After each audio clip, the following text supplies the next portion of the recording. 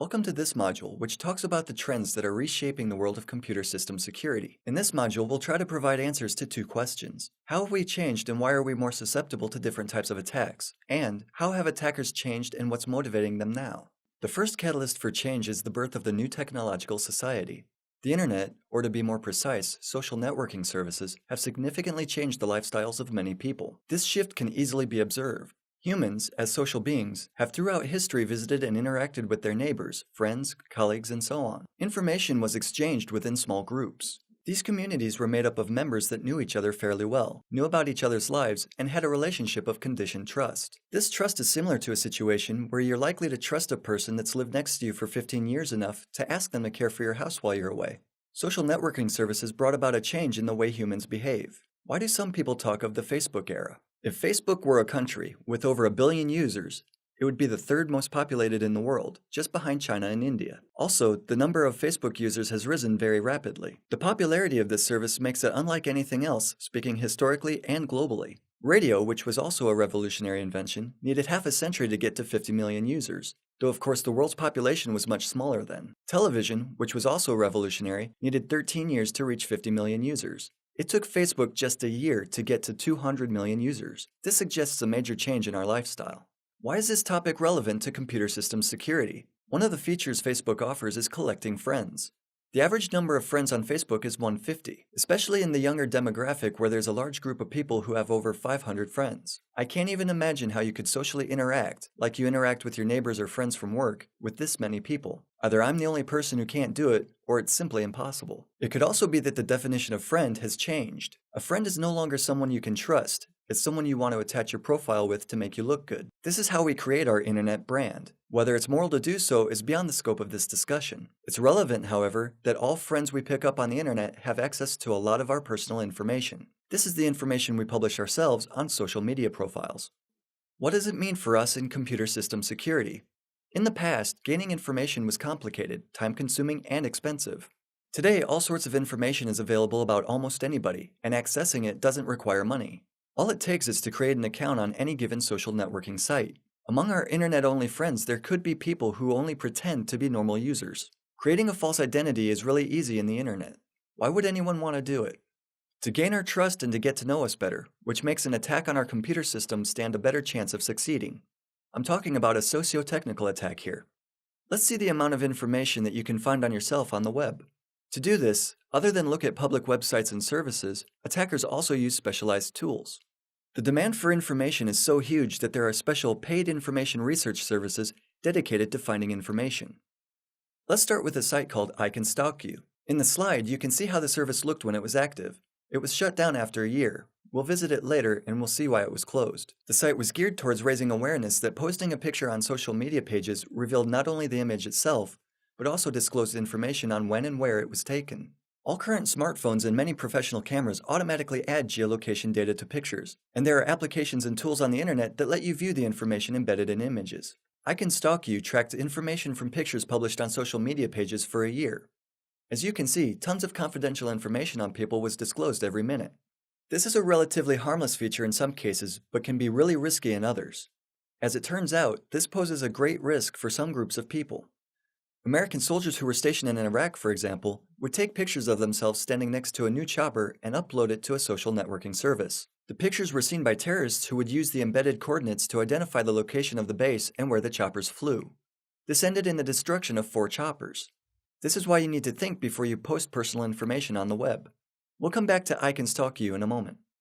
Let's now take a look at FindMyPast.com and Intellius.com. Both sites allow you to search the internet and find public records and information. What's the goal of this? If you provide the first and last name of a person, Intellius will run a check to find public information on that person. The search utilizes not only classic engines like Google or Bing, but also social media sites. As you can see, there's a number of results for the submitted name. Intellius has the phone numbers and addresses for these people and knows where they lived before. Full background reports on a selected person can be generated and purchased. For about $30, you'll receive access to the person's date of birth, address, phone number, related people list, and address history. You'll know the results of the person's criminal check, know if they had any financial problems, and see the handles they used online and much more. Identity theft, especially when it's carried out over the internet, is child's play when you have a database like this at your disposal. By using the personal details in the real world, a criminal can get a bank loan or rent a car in that person's name. Find My Past makes use of similar features. The service was set up to help people find relatives that they'd lost touch with. In some countries, documents such as birth and marriage records are digitalized and can be accessed online. You can view a scanned birth certificate on the internet. The certificate contains a lot of interesting information. If you have access to a records database and find a person who's died recently, you can assume that person's identity in different states or countries by using their personal details. After submitting a registration form and paying a monthly fee, Find My Past will provide us with desired information. If you know the first and last name of a person, you can access their full history and background. KGBpeople.com and Spokeo.com belong to another type of search engines that are based on social media. Let's see how they work. Let's start with KGBpeople.com. To use the embedded social media search engine, you need to know the first and last name of a person. We'll type in John. It's a very popular name, but we don't want to find any specific information. We just want to show you how the search engine works. As you can see, several profiles have been found. There are profiles on Twitter, Facebook, MySpace, Blogger, and Digg, among others. All the shown mechanisms have been used to find internet traces of our John. Also, Flickr and YouTube were checked. John's personal information was found. This information contains facts and tags connected to a person who has this name. It's enough now to pick one of the Johns and learn more about this person. Spokeo.com, also a search engine, works in a similar way. Let's type in David this time. Spokeo.com's mechanisms are similar to those implemented in KGBpeople.com. It's a free internet service which checks social networking sites and traditional search engines for submitted criteria such as first and last names and email addresses. The site returns geographical locations connected to the person, records of their media appearances, and the pictures and videos they've uploaded. We've talked about I Can Stalk You before. After a year of running, the service had been closed. Now this is what the site looks like. It's still worth visiting though, for example, to read up on how to disable geotagging on your smartphone. In the year that the site was up, millions of people had been located using I Can Stalk You. There are also a lot of services that make money out of invading your privacy. Services like ReadNotify.com or MyLife.com intrude on your privacy by breaching the confidentiality of your emails and discussions you hold. Let's see how they work. Let's start with MyLife.com. You can only access the service fully after you've registered. After submitting a first and last name, a long list of found people is displayed. The list features pictures, ages, and locations. You can even contact people via email. A full profile and records on the selected person will be available after paying a monthly fee. As you can see, it's a hard job maintaining your privacy on the internet. Maltego is the last of the services I'd like you to know about. We've discussed search engines to make you realize how much of people's personal information is out there on the internet. Now let's see how these personal records can be exploited. Maltego is a tool for exploring data. I suppose you could call it a data mining tool. We'll use the non-commercial version 304 of the application. Let's say we're interested in the Intel.com domain. We'd like to find out if this business address has been given in social networking services. In Maltego, any starting point can be transformed to find a range of information on a given object. One of the options available in the tool is to search for email addresses. Running this option brings up initial results. Assume you'd like to get in touch with someone who works for Company X. Calling the company won't do much good since giving out employees' email addresses is against privacy policy. By submitting a company's domain name as a question in Maltego, you can learn the email addresses used by the company's employees. And all found output can be the starting point of another action. If the starting point is the name of a person, you can run actions to find their address, people they email, or their MySpace account. Before we move on to cyber criminals, I'd like to mention another aspect of social media security. There's a tool called Facebook Blaster Pro. It's a commercial software used for sending spam. It targets fans of celebrities and other famous people. As you know, celebrities have fan pages on Facebook. The Justin Bieber fan page, for example, has more fans on Facebook than there are people in Norway and Ireland put together. How can you send emails to this many people? Buy and install Facebook Blaster Pro. The people you want to send spam to don't have to be your Facebook friends. It's enough that you like the same fan page. Facebook Blaster Pro will extract the email addresses of all fans and send them to you. As you can see, the program is advertised as a great marketing tool that can boost sales. It claims that it's the perfect tool for telling a broad audience that you've written a book. Let's now set aside the issue of online privacy. I hope that I've managed to convince you that there's a lot of information available on the internet that should be treated as confidential. There's a new approach towards privacy that has emerged recently, and this approach directly affects the shape of our security and the security of our systems. Cyber criminals. I've refrained from using the word hacker in this course. It's been so overused that it's ceased to mean anything. Cybercriminals should be defined by two characteristics: their motivation and their skills. Where do hackers fit in this graph? With equal probability, a hacker could be a script kid, an unskilled individual who scans a computer and launches a pre-made exploit out of curiosity, or an expert who wants to make money. The red portion of the market is growing the fastest, and it's the most dangerous. You need to guard yourself against these criminals. Let's find out if this is really true. I'll give you a couple of real stories in chronological order. The first is a story of a gentleman known as Boa, a criminal working in the 90s who set up a website that offered credit card numbers for sale at a good price. At its peak, the website had a selection of 154,000 stolen credit card details. The credit card numbers were stolen from large international corporations. How is this possible? Boa and his partners did not use any exploits for their attacks. They instead struck a deal with Marriott Hotels porters and other people, or sent one of their men to take a job in a company when it searched for a skilled worker. A simple and efficient method. Boa was eventually arrested in Cyprus and extradited to the US. He was charged with defrauding over $2.5 million. It was revealed during the investigation that he was also engaged in a Cyprus-based money laundering company that washed billions. There's a happy ending in this story. Boa and his partners, Igor Anatoly Terashenko and others, were arrested. What's relevant for us is that their fraud did not involve electronic intrusions into computer systems. This is why it brought such great results.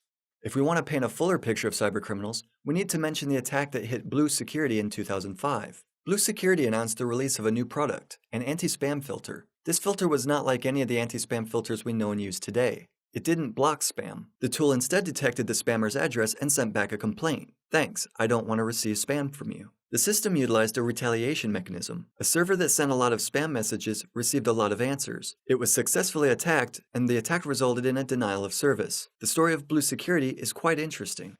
You can see here a message that was emailed to users of the tool that Blue Security provided. It was written and sent by PharmaMaster, a Russian online seller of fake Viagra. As you see, PharmaMaster obtained email addresses of Blue Security users. The attackers broke into the Blue Security system and extracted a database with users' addresses.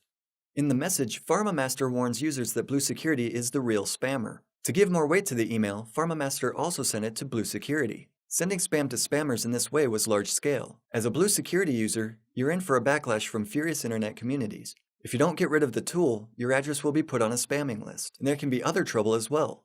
As you see reading this email, uninstalling the system will be for your benefit. Don't install it ever again. Apart from attacking Blue Security users, the servers of the company were also targeted. The first step was to block foreign access to the Israeli company's servers. Next, global access was cut off. Transporting services to servers of an external provider that specialized in guarding against denial of service attacks did not help. The attackers won this time. Blue Security withdrew the Blue Frog project and folded soon after. In the released official statement, the company said that it did not want to escalate the war. The stories of Roman Boa Vega and the attack on Blue Security show that cybercriminals aren't just bored script kids who try to launch some program they found on the internet after school. Let's now take a look at the BlaBla program. The software was designed to monitor the data passing through TJX's computer network to sniff out credit card numbers from the corporation. The sniffer was later used to steal credit card details from other companies. A Cuban-American, Albert Gonzalez, was the mastermind behind the attack. Gonzalez had been recognized as an expert in the computer system security field. Before he decided to set up his own business, he was also working for several government institutions. Gonzalez set about his business by first asking his friend Stephen Watt to create the BlaBla scanner. Antiviruses and intrusion detection systems failed because BlaBla was custom designed. The software was installed in the TJX network and stole 45 million credit card numbers in 2 months' time. The attack was a huge success, but let's also pay attention to something that happened in the aftermath. TJX was able to keep their customer base. The company detected the intrusion after a few months, informed their customers of the data breach, and even paid millions in damages. The attack, however, did not make the business collapse. In the following year, record sales and earnings were announced. This means that we, as customers, can and will forgive a company when our transaction details, including personal information, are poorly protected or compromised. We'll return to this subject later. Stephen Watt, Albert Gonzalez, and other members of the conspiracy were arrested and charged. Watt pleaded guilty and is to pay $170 million in restitution. Albert Gonzalez, as the brains and leader of the operation, is serving a 25-year prison sentence and will have to pay $70 million in damages. Another story worth mentioning is the exploits connected to ads for Chinese penis enlargement pills. A virus dubbed Stormworm was created in 2007 and spread as an attachment to emails. If it was launched, the worm infected a computer and merged it into a zombie net. Affected machines sent penis enlargement spam ads. Online ad businesses are paid if a redirected visitor clicks on one of the banners on a page. Stormworm creators made several $1,000s a day in this way. And there was always the chance that someone would actually buy the advertised product. The group behind the attack made fighting the worm harder because it attacked the servers of all antivirus companies that blocked attachments containing the virus. That's it for an overview on different types of cybercriminals. To end this module, I'd like to talk a bit about cyber war and cyber terrorism. Incidents of both types of warfare have already been launched. The first cyber war broke out in 2007 when China attacked Germany and the US. Soon after, Estonia became victim of another wave of cyber attacks. We'll look into this later. Cyber warfare will emerge as a more and more prevalent reality, unfortunately. Why is that? It's easy to attack a computer system. It's easier than attacking, let's say, a commuting system. You don't need many resources or planning. You don't even have to be at the scene of the crime. It's not hard to locate the missile launcher in the first picture of the slide. The Russians learned that the hard way when they tried to plant it in Cuba. The bottom picture shows a typical housing estate. You can launch an effective cyber attack from there, an attack which is impossible to detect. You don't need a nuclear missile silo either. An internet connection will be enough. What are the methods of cyber warfare? First, espionage. It's very easy to send information over the internet without attracting anyone's attention. It's possible to hide data in a picture posted on a service. The picture can be viewed by anyone, but only the person who's in the know can read the letter hidden in the image. Can you do this in the internet? Of course you can. Arab Spring is a good example of how effective internet propaganda and networking can be. All Arab governments attempted to significantly reduce or even ban internet services. While the outcome wasn't successful, this whole situation, the first of its kind, really makes one think. We'll now move on to denial of service attacks. Try to think of what could happen if there was no internet for a day, a week, or a month. You wouldn't be able to read your emails, log into your account in a social networking service, your smartphone wouldn't work, and you wouldn't be able to buy or sell anything online. But that's not all. It's possible to attack and stop, or at least hinder, the functionality of specialist computer systems. Electricity, water supply, or television are all services that can be remotely blocked. A magnetic cloud can even block those systems which are not connected to the internet. The final point in this module will talk about some specific instances of cyber war. First, there's Estonia in 2007. The attacks began around the time when a monument commemorating Soviet soldiers, the Bronze Soldier of Tallinn, was removed from the city center. First speculations pointed to the Russian Federation as being behind this attack. The DOS attack, which lasted for 3 weeks, targeted banks and administration infrastructure. Embassies were blocked. For 3 weeks, the country's information flow services were paralyzed. The Kremlin refused to assume responsibility for the sabotage, but at the same time admitted that it would be able to run a large-scale attack of this kind. A year later, as some of you may remember, Russian forces invaded Georgia. Standard military operations were concurrent with cyber attacks that targeted government servers. Torrent networks were utilized. All network traffic was redirected to governmental websites. This resulted in a complete denial of service, which means that government websites and Georgian press agencies' websites were all blocked. Another instance of cyber warfare occurred in 2010 when Google detected that some of their accounts set up on Google servers were being monitored. Email accounts that belonged to Chinese dissidents were monitored by sniffer programs installed on client computers. This was revealed also because a lot of simultaneous connections to one account were detected from many locations in China. It turned out that incoming and outgoing information on the accounts had been spied on for a long time. Accounts of US and EU-based Chinese human rights activists were also targeted in the same way. During its investigation, Google also found traces of attacks that hit some high-tech American companies. These attacks aimed to steal intellectual property and technologies that were being developed by the companies. The last case I'd like you to know about is the Stuxnet worm. We're moving on to the latest history now. The worm hit Iran in June of 2010. It was a highly specific worm written for PLC devices that hid itself by using a rootkit. The technology used to develop Stuxnet had to be highly sophisticated, as the motivation behind the attack was to impede the Iranian nuclear program. The virus might have been spread into uranium enrichment plants through a USB flash drive. The infected drives would have needed to be connected to a computer that controlled centrifuges used for cooling nuclear fuel. The Iranian staff broke basic security rules. The virus exploited vulnerabilities that were unknown at the point of attack. The US and Israel have been obviously speculated to be involved in the attacks. The virus caused centrifuges to malfunction by slowing them down and making them work faster after a few weeks. This behavior should have been immediately detected at the uranium enrichment plant, and immediate steps should have been taken. The Iranians had replaced about 1,000 centrifuges before they understood that they were under attack. The nuclear program was not stopped, however. 2 Iranian scientists were later killed in bomb explosions, which can also be linked to the attack. Summing up, it has to be highlighted that cybercriminals don't seek publicity. They don't want to be media heroes. The dangerous rationale behind their attacks is motivated by greed or national interest. This is an indirect reason which explains why we don't hear much nowadays on cyber attacks. They aren't launched to bring their creators fame. They're intended to be stealthy and bring money. Thank you.